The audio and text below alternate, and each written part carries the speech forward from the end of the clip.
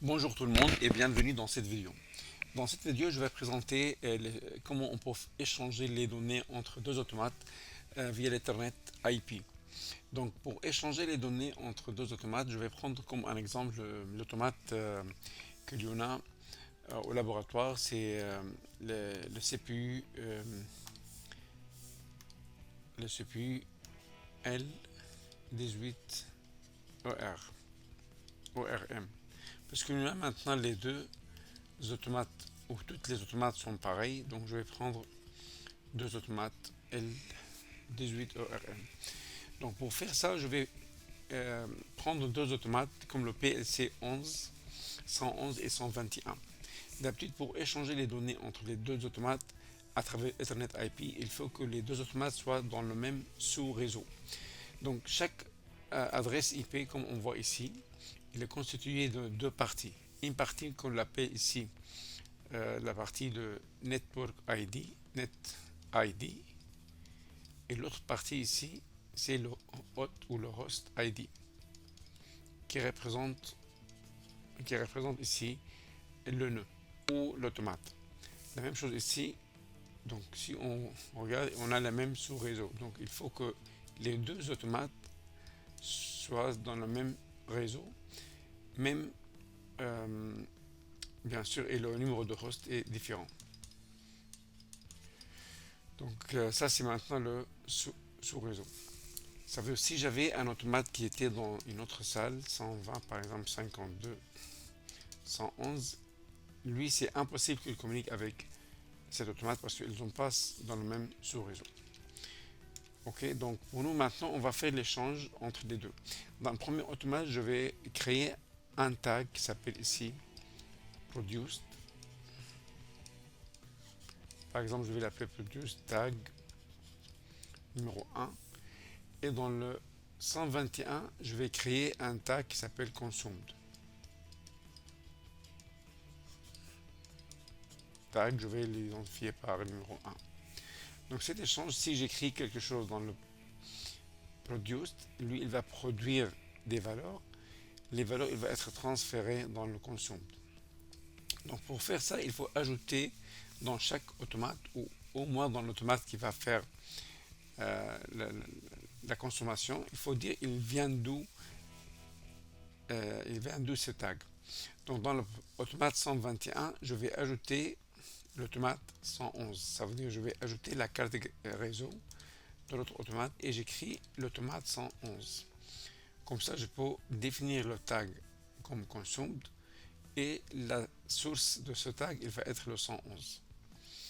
Ici, je dois créer ça dans le control tag. Et dans les deux cas, il faut qu'il soit des tags créés dans le control tag et pas dans le programme tag. Donc on va commencer maintenant à faire l'exemple directement avec le Studio 5000. Ok, donc première chose, il faut ajouter l'automate numéro 2 dans le premier automate. Donc ici on a l'automate, si vous regardez l'adresse, ici c'est 121. Donc dans 121, ben, je vais aller go offline. Offline parce que si je veux créer les tags, il faut qu'ils soient controller scope, ça veut dire controller tags. Ok, donc je vais ici, première chose, ajouter sur la carte Ethernet, je vais ajouter l'autre CPU. Donc si je cherche ici L18ERM, donc je vais avoir celui-là. Ça c'est maintenant le CPU, donc je vais l'appeler PLC 111. On est dans 121, je vais le mettre dans 111. J'écris l'adresse IP 10 20 47 46 111. Ça l'adresse Ethernet de la carte de CPU et je fais OK. Voilà, donc j'ai ajouté ça, j'ai fait close. Et si maintenant je vais créer un tag qui s'appelle produced. Donc le tag, je vais appeler ici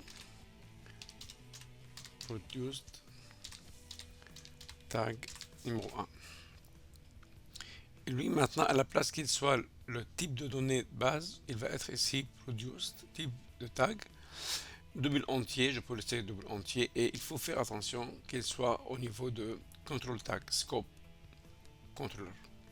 Donc je fais ici create. Donc une fois que je l'ai créé, il va être ici, produce tag. Donc je peux l'éditer après, si je me suis trompé, je peux l'éditer. Je peux faire ici edit tag. Et quand j'ai juste, il faut faire attention quand je fais connection, je dois préciser combien automate ou combien de PLC il va consommer ce tag. Maintenant j'ai mis 1. Si j'ai mis 2 ou 3 ou 4, ça veut dire qu'il y a plusieurs automates qui peuvent consommer celui-là. Si je fais ici Advanced, ça c'est juste maintenant le taux de rafraîchissement. Ça va être chaque 1 milliseconde. Je fais OK, OK. On a fini la première automate. Si maintenant je vais aller dans le deuxième automate qui est le 111. 111, je vais créer ici le tag. Je fais ici Go Offline. Ici maintenant je vais créer un tag. Mais avant encore, je vais ajouter ici la carte. Donc de la même façon, j'ajoute l'automate 122, 121, L18, OR. Et ici, je vais l'appeler PLC 121 et j'écris l'adresse IP 121. Voilà, j'ai ajouté la carte. On l'appelle carte Ethernet, mais en fait, on a ajouté un contrôleur. Maintenant, au niveau de tag, je vais ici faire new tag. Ici, je vais l'appeler consume tag 1 double entier. Maintenant, le type de tag, à la place qu'il soit produced, cette fois, il va être consumed. Maintenant, connection, pour savoir, on va consommer ce tag qui vient d'où? Qui vient de 121. 121, et ici, je dois écrire exactement le nom de tag. Donc, il faut qu'il soit exactement pareil. Produced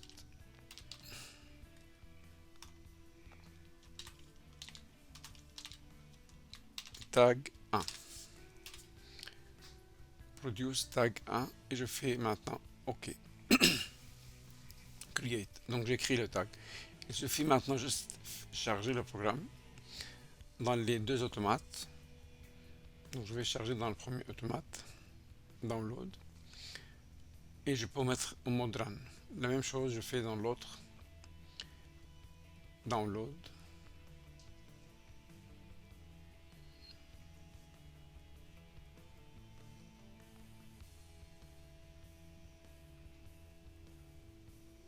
Et je vais aller online. Maintenant, on peut vérifier ça sans écran, mais moi je préfère l'écran. Mais avant l'écran, je peux aussi voir dans Watch, par exemple ici, dans le moniteur.